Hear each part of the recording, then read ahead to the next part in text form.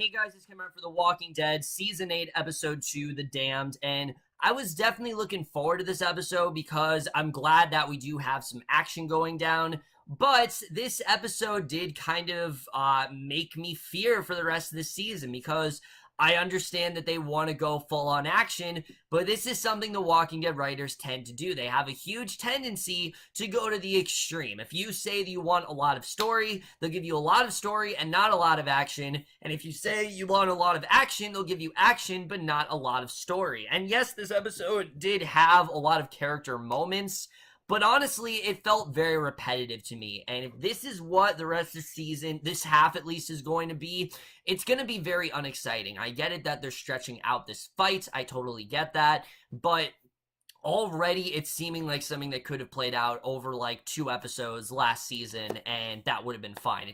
It's feeling way too stretched out, and there is definitely stuff that I like. There is definitely stuff I do want to talk about, but I did feel this episode was kind of repetitive overall. I'm glad the flashbacks are gone. I'll definitely say I did not like the flash forwards last week. I thought they were completely unnecessary, and I'm glad they're not there, but we're going to get into this episode because I do want to talk about it. So we start off with everyone working together. They're preparing weapons and food for the impending battle, and suddenly the armored cars arrive with their second assault on the Saviors, and Negan's barely in this episode, by the way. I don't really think he had a scene here, and Morgan, Jesus, and Tara are not surprised to see the Saviors have surrounded themselves with a moat full of walkers, and Diane says that she just needs a clear shot, so Morgan feels they just have to wait for good timing, and Morgan instructs Diane to not let them get a shot off. Basically, just make sure that they are in the lead, because as we know, they are winning and they want to remain victorious here. So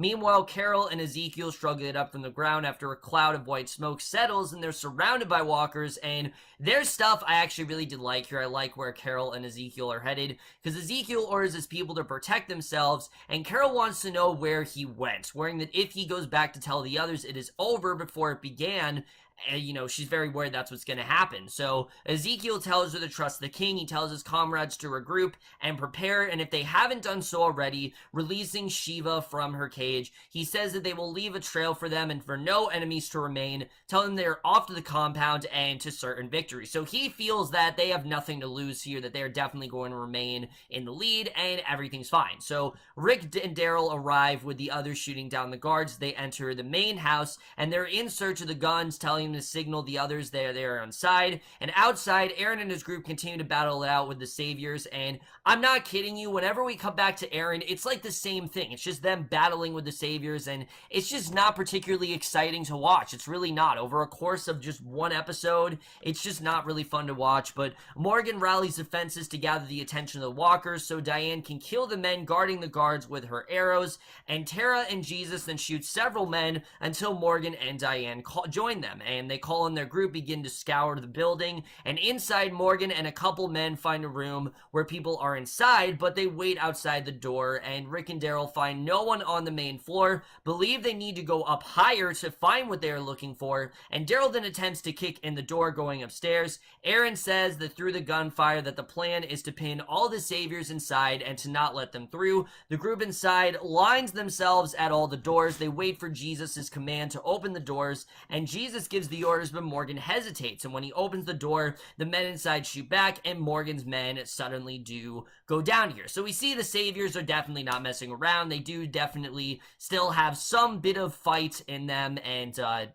we definitely see that here. So Rick and Daryl are on the last floor. Daryl suggests they split up to find the guns quicker, and Jesus and Tara then open one of the doors, find a man named Dean who actually pissed his pants, and Jesus tells Tara to wait as they have a job to do, and Jesus tells her to check out what is happening in the hallway. And Jesus and Tara, I actually really did like what we got with them here. I thought their story was actually really interesting, because basically she learns that they're missing some of the people from the other team, including Morgan, and Diane tells Tara to stay in the room until it is clear, and Tara returns to the room and just wants to take care of Dean immediately. She just wants to take him out because she believes that every Savior is inherently bad and that they just need to just get rid of all of them. And Jesus says he won't shoot a man with his hands up, and Jesus says this isn't about revenge and the killing of her girlfriend, which we know she wants vengeance for that. Denise was killed, and she still is very adamant on, and that's kind of how this all started, that, Dwight killed Denise, and, she definitely does still want vengeance for that. So I thought that was interesting. I actually did like what we got there. It gives Tara a good story, and I do like the fact that they're not sidelining these characters. They are still giving them stuff to do. Even if it's not that particularly interesting, they are at least giving them stuff to do and not just confining them to the background. So Dean gets the gun from Jesus, crushes the bottle of prenatal pills, saying that Maggie and her kid will die anyway, and he taunts Tara saying he isn't a tough guy, but before he can finish, Jesus headbutts him and pulls another gun on him, and Tara says it's not about revenge, it's about getting it done, because if they get rid of this one savior, then they don't have that many more to deal with. So Jesus then knocks him out and ties him up, saying that Maggie will listen to what he has to say, and Diane then calls them out, saying the saviors are falling back, and Jesus leads them to another way out, and Morgan and his men are then lying motionless on the ground. Morgan suddenly opens his eyes, and he looks at the men beside him after the hallway is suddenly empty. He slowly gets up, cocks his gun, marches down the hall, and suddenly the women leading the saviors realizes that they didn't have to move in on them when she sees her men turning into walkers. And Aaron sees that they have actually accomplished what they needed. He calls his people back, and Carol, Ezekiel, and the Kingdomers realize that if they made it to the compound, he will be ready. And Carol then says that what is about to happen isn't just a few walkers, it's going to be a lot more than that, and he needs to be prepared. Again, she feels Ezekiel's kind of in over his head, that he feels that, oh, we have nothing to lose, but she knows very well that there are much more saviors than there are of their group. And Ezekiel says he still smiles, saying that he is king because he has provided a light to lead his people forward. Remember, Ezekiel didn't really feel like he should be king. He just kind of took it, and now he's trying to maintain that position. He's trying to actually find reasons, I think, to provide himself validity to this title. Does he really, obviously he feels he doesn't deserve it, and I think he's trying to do what he can to deserve it. So he says that he'll continue to smile because there will be no fantasies of failure today.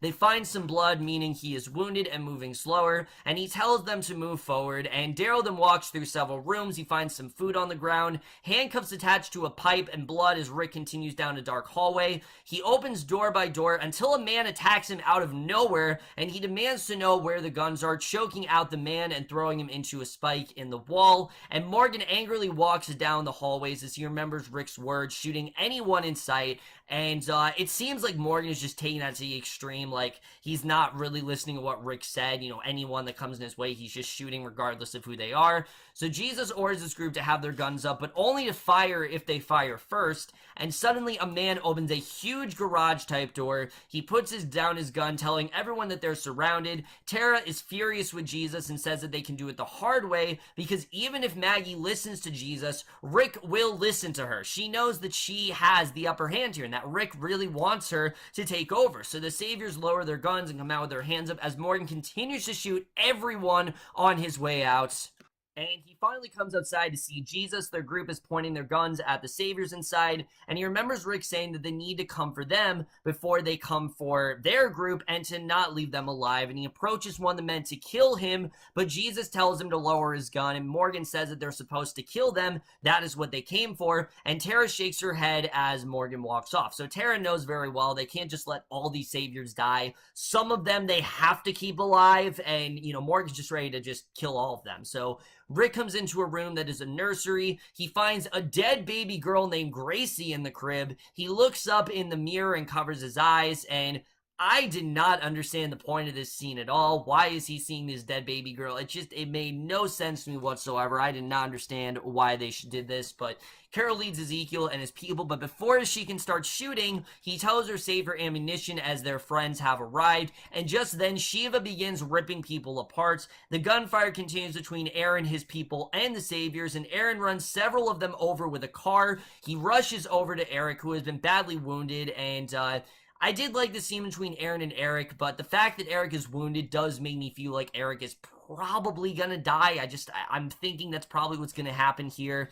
That just seems to happen a lot in these shows, and Aaron hasn't really suffered that much of a loss yet. He was someone who he came in, he was kind of optimistic, and he opened them up to this, to the Alexandria safe zone and whatnot. So if Eric dies, I do feel like this gives Aaron more of an edge. And Aaron, I feel like is a character that's been pretty much in the background. He really has never really gotten his due on the show. So if Eric dies, I do feel like this could be a real showcase for the actor. And I honestly, not hoping that it happens, but I do want to see something like that happen, because just Aaron as a character has not really done much for me up to this point. But Ezekiel pets Shiva, saying he isn't glad for anyone's death. Carol knows. He says their journey will not end in retreat. He raises his sword and smiles, even though he knows they are coming, and Rick continues to check out each room. He finds a photo, and in shock, a man...